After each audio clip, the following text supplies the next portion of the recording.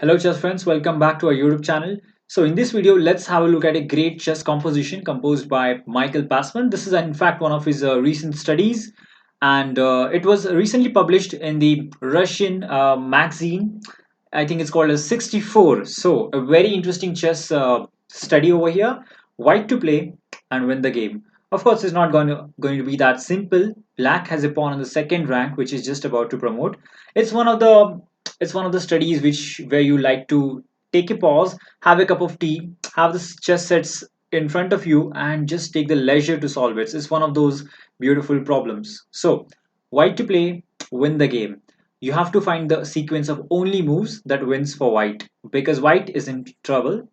So, here you go. Let's have it.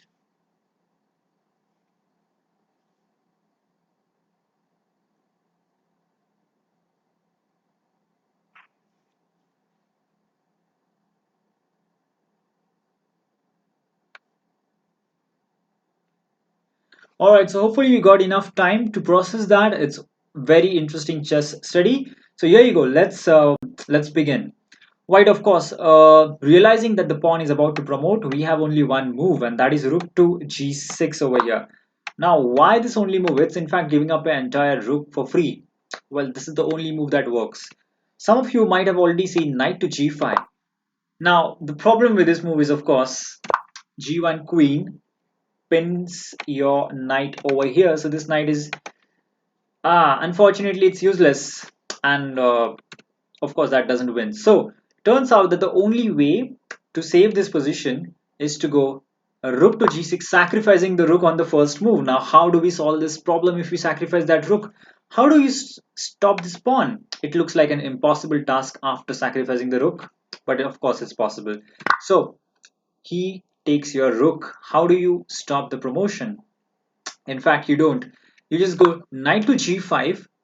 Basically, the threat is if he promotes, you're going to have knight to f3 as a threat.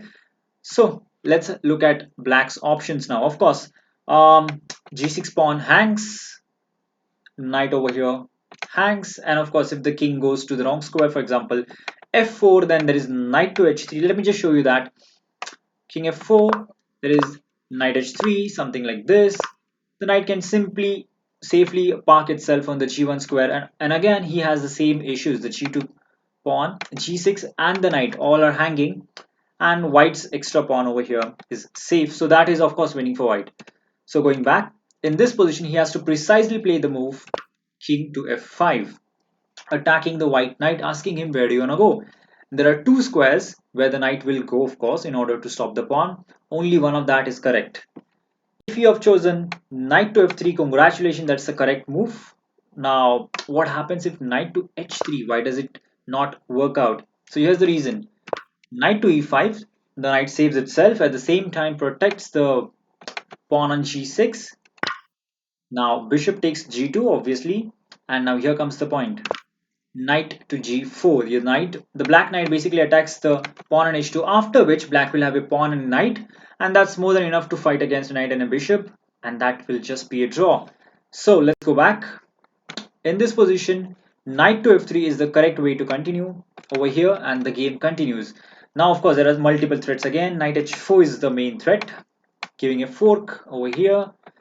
This knight hangs, and if the king loses the touch with the pawn, then of course that pawn can also hang. So black again is in a lot of trouble. Here he tries to hold everything up and play knight to e5. So that's a very interesting move. You save your knight, you protect your g6 pawn, and you also want to deflect the knight on f3. So if takes, then obviously he will promote to a queen that wins for him. So how should white continue here?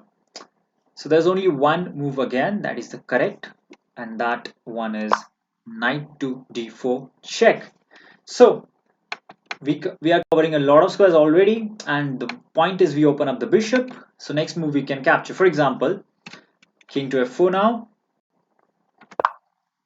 Bishop takes on g2. By the way, king to g4, the same thing happens if instead of here, if the king goes over here, it's the same thing, we just pick up the pawn, and that's obviously winning. At the same time, there can be problems with king f6 as well. So after knight check, king f4, bishop takes pawn, And now comes knight to g4. This is basically one of black's only hopes in this position, that is to capture the pawn.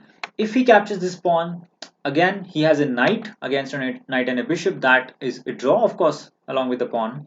So white again has two options. One of that is correct, other one does not work. The one that works is the pawn move to h4. Now what's wrong with the pawn to h3? Let's figure it out. Knight to e3, the bishop is attacked, bishop has to move, and now goes knight f5, double attack on the white king and the white knight. So this has to be captured.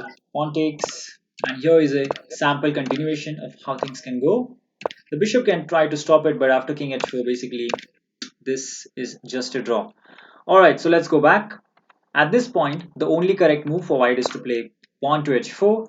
And again, now black is for choice. He can play knight to e5, but that loses to the move king to f6. And it seems like black is in near Zugzwang over here. This is attacked, this is attacked. The king can't move. If the knight moves, the pawn will drop. And of course, if the pawn drops, the h pawn becomes a passer.